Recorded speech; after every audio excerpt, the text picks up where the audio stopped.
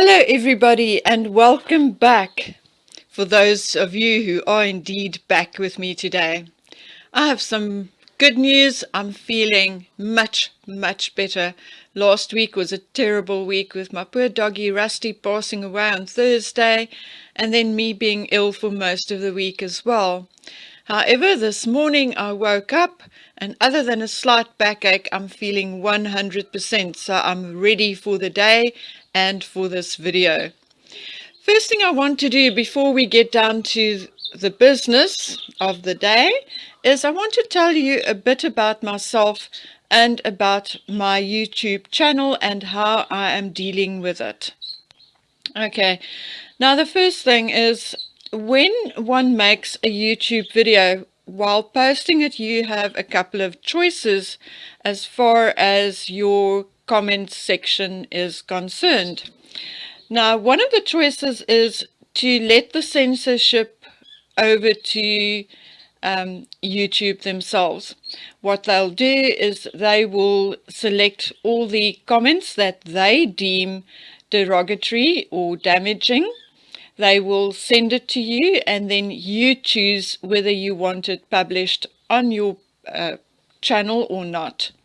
However, I feel I have worked hard enough and I'm old enough to deal with whatever comes my way, and therefore I have turned that option off and I'm receiving each and every comment, whether it contains a swear word, whether it's derogatory, whether it's argumentative, whatever it is, I see it all.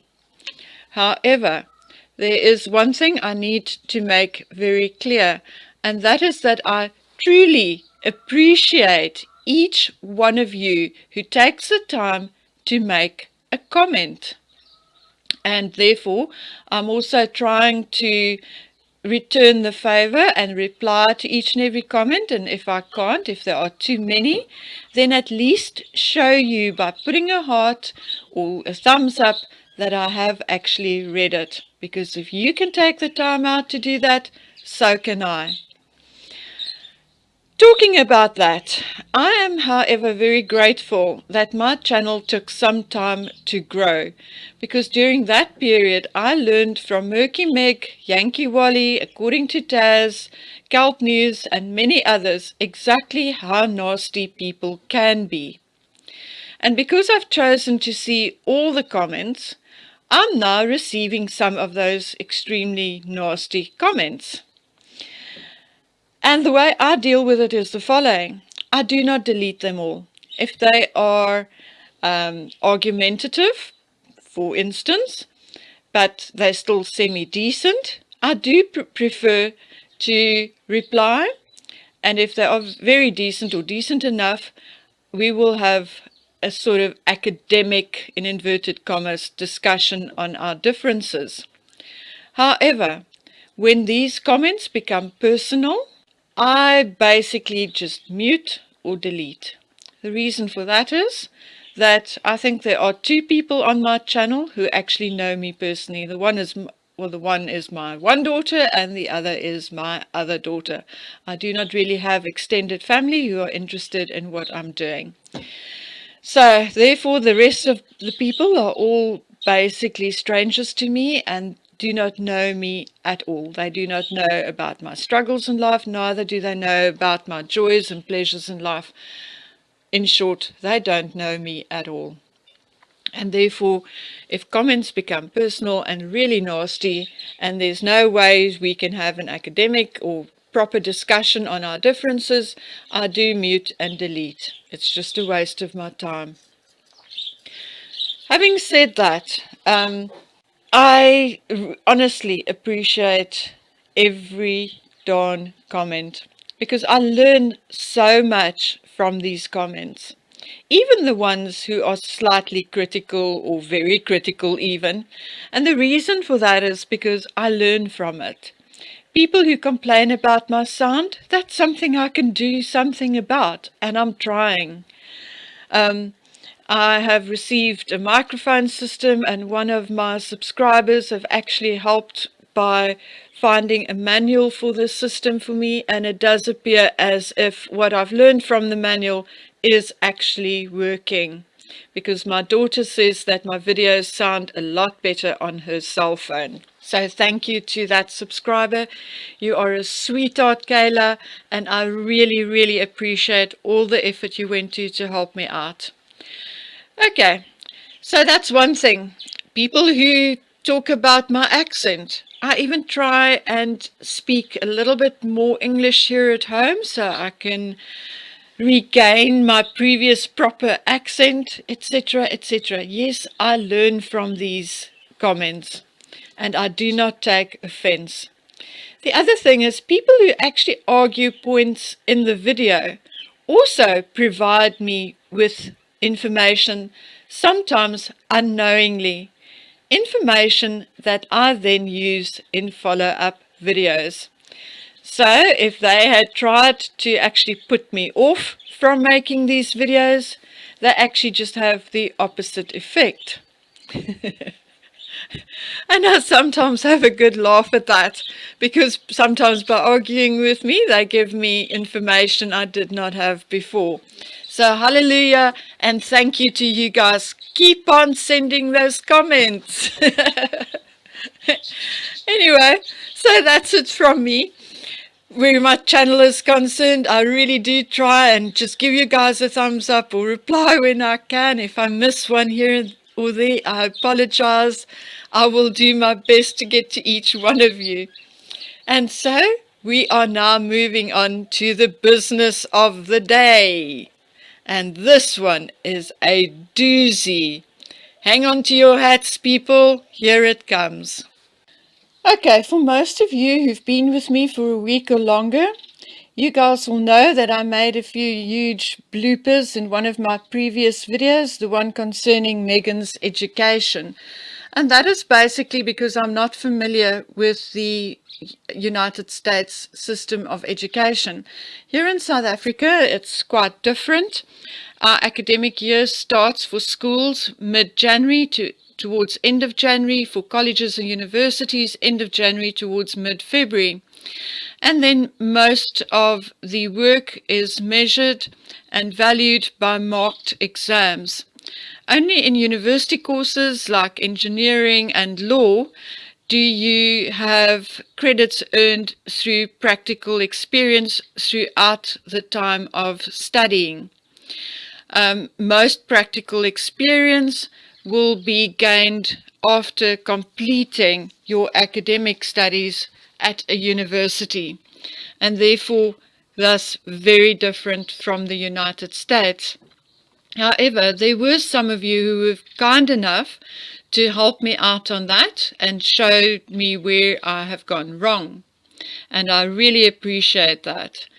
However, that being said, even taking your breakdown of Megan's academic years at university, I had still been unable to completely sort her life out and to put a proper timeline to everything. Things just did not work out. That was until I received some information from a subscriber. Now, unfortunately, I have been trying to get hold of her via email. I've asked her to contact me via email, and it's now been more than a week and she still has not. So I am not going to mention her by name because I do not have her permission to do so. I will just call her Jo. And Jo, if you are listening, please contact me via email, because if you want to be credited in full, I'll gladly do so. If you want some kind of remuneration or gift to say thank you to you, I will also do so, but I need you to contact me via email, please. My email is in the description below. All right, now I'm going to read Jo's comments and email verbatim, and it states, Megan is 44 and was class of 1995. She was the ultimate mean girl in college. She almost got the chapter of her sorority censored for hazing that causes harm. I know for a fact I was on the board. Chapters from other universities made up the board. It was one of the worst cases I've ever heard of. The sorority sister in Florida was probably paid. No one from her chapter would ever speak, and they haven't. She did complete a BA, she's talking about Megan. She did complete a BA in communications in 1995.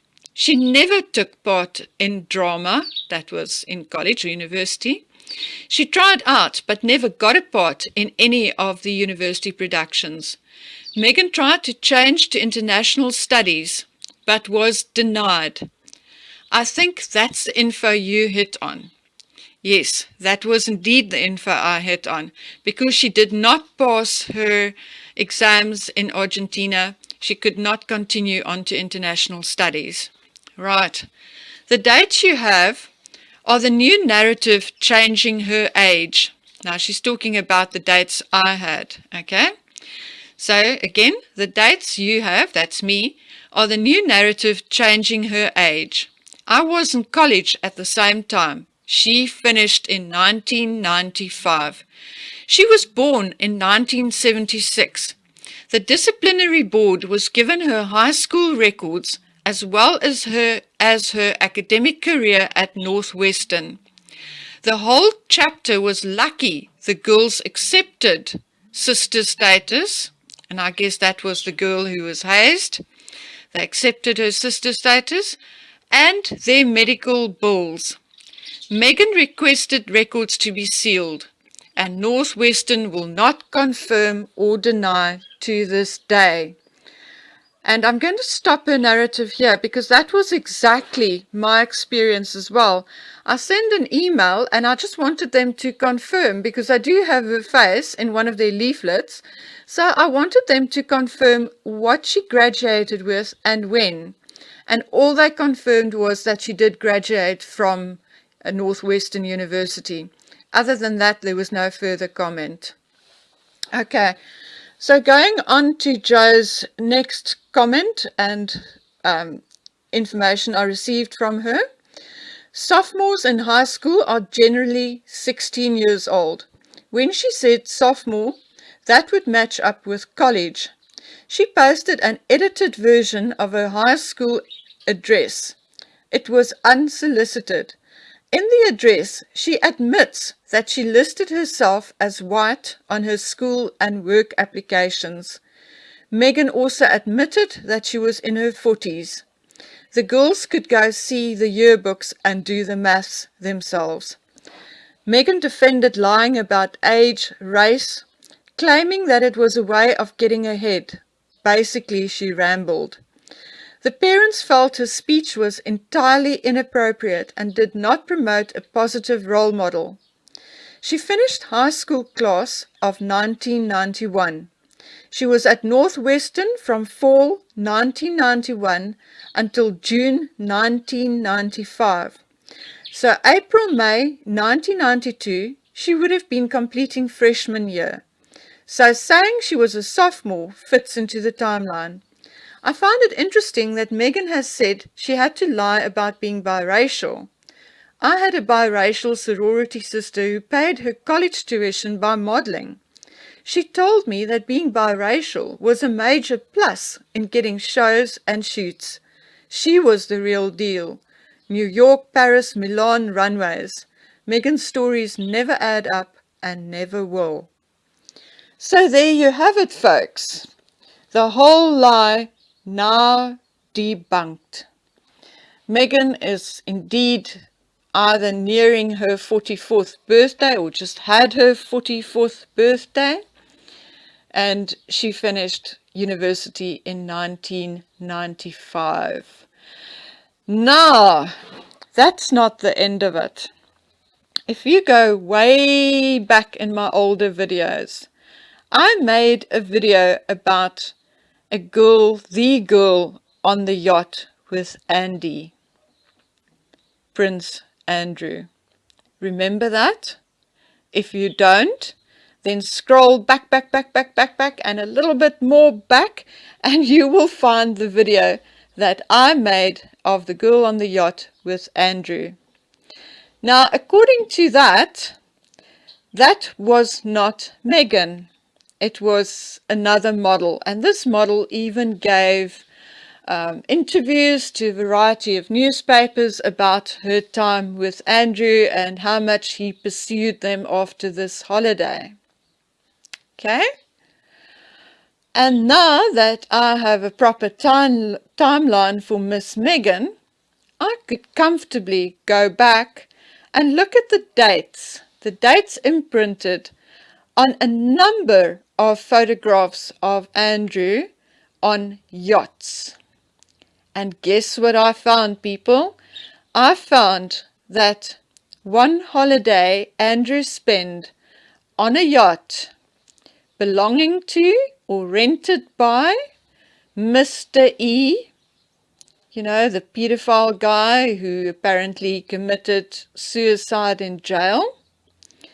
The year that Andy spent time on his yacht and had some photographs taken with a number of girls, somebody who looks a lot like Marcus Anderson and somebody who looks a lot like Meghan Markle, was indeed in 2001.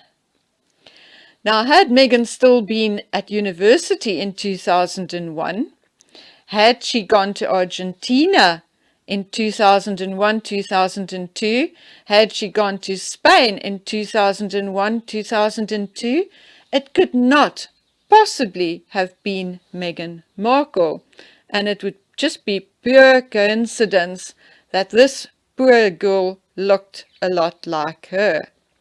However, with this new information telling me that she finished university in June 1995, it could very well have been Miss Markle. Okay, so I had a look, paged through all these photographs, looked at all the date imprints, and the model I was talking about in my video actually spent time with Randy Andy in 2010 and not in 2001 when this photograph was taken. So people, I think I may be slapped down for it by other people, but I do think that the girl in this picture on the yacht with Randy Andy with wearing Meghan's favorite hat is indeed Meghan Markle. Right. And I've got some more information which I will share with you in a follow-up video pertaining to this. I'm still looking into it and I need to show you receipts. I think that is only fair. Right, let's move on to something else for a while. Any and all of you who have been listening to Murky Meg, Cult News, Yankee Wally, etc. over the last few days will by now know about Harry and Meghan's Netflix deal. The deal which brought them so much money that they could pay off Frogmore Cottage with one check. Okay, so I would just like to let you know that I'm also very aware of it, etc., etc. But what I would like to talk about today is about the Invictus games. Because if there is something that now really ticked me off about Harry and Meghan is what they had done with the Invictus games and with the function that was arranged for next year. There is no way in hell that I would fall for the excuse of the COVID-19 scenario, because the function, as far as I can see, was only arranged for June next year. Now, they keep saying that it's because of COVID, because of the scenario with COVID, that the venue cannot confirm at this stage whether it will be available by June next year, and that the artists that they earmarked for this function also could not confirm for the same reason. Now, people, honestly, It is now September 2020. So if we have a look, it's October, November, December, January, February, March, April, May, June, before the function was actually to be held. Now, a lot can change in the world before June 2021. And, I know these venues are booked like a year in advance, but because everything was stopped, obviously they're not booked at the moment, because no one can predict the future, and neither can the owners of these venues. Therefore, I cannot see why they had to withdraw at this point. If they had withdrawn in January or February next year, that would have been understandable if by then they had found that the COVID scenario had not improved. However, to have withdrawn now only proves to me that they did not withdraw because of COVID, but they withdrew because of their Netflix deal. Because of their Netflix deal, they could no longer proceed with the deal they had with Amazon. And I think that is utterly disgusting. Because I feel so strongly about it, I've taken a few days in which I couldn't really speak to you guys. I've taken those days to actually write to Charles and to William and post comments wherever I could, be it on Twitter, be it on Instagram, and be it with via email. And here is one example of what I had to say. You can read it off the screen. Just enlarge your screen if it's not clear enough, and you'll see what I wrote. I think it's utterly disgusting. Harry was the main guy starting this venture with Invictus. It is something which not only supposedly meant a lot to him, but also meant a lot to the veterans who took part in it. And to actually turn his back on them like this is beyond my understanding. As I said, I'm not falling for the COVID-19 scenario. I'm absolutely convinced that it is because of their Netflix deal. Something else which convinced me that it is about the Netflix deal is the fact that he got his lawyers involved once again. And you guys, some of you will remember, some of you will have to look back, but I did do a video, a breakdown on what a serial litigant actually means. And I'm convinced that Meghan Markle is indeed one of those serial litigants, but it's quite obvious to me now that she had turned her husband into one as well. Particularly because I've just learned that they've started another lawsuit pertaining to photographs taken of Meghan and a doll in Vancouver. How many more papers and photographers are they going to sue before they finish up? And then I would like to refer you to a video made by, according to Taz, in which she actually states that she's convinced that this is just a way of paying these photographers for the photographs. Instead of paying them outright, what they're doing is they're suing them, they settle out of court, and in effect, Meghan is then paying the paps, or they are paying her for these photographs, more likely them paying her for the use of these photographs. Now, when we dissect that, what is it actually called? It's called fraud and money laundering, Ms. Markle. And if she continues this way, sooner or later, someone, be it within the IRS or someone in the law fraternity, are going to pick up on these wheelings and dealings. And I foresee serious problems for Meghan and Harry if they continue with this. Okay, now this has been a long-winded video, or at least it feels like it to me. Okay, people, I'm going to leave you to mull over what I've just said, and I'll be back soon with some more whoppers, some more jokes, whatever I can think of to bring you guys. Have a good day, take care of yourselves, and bye!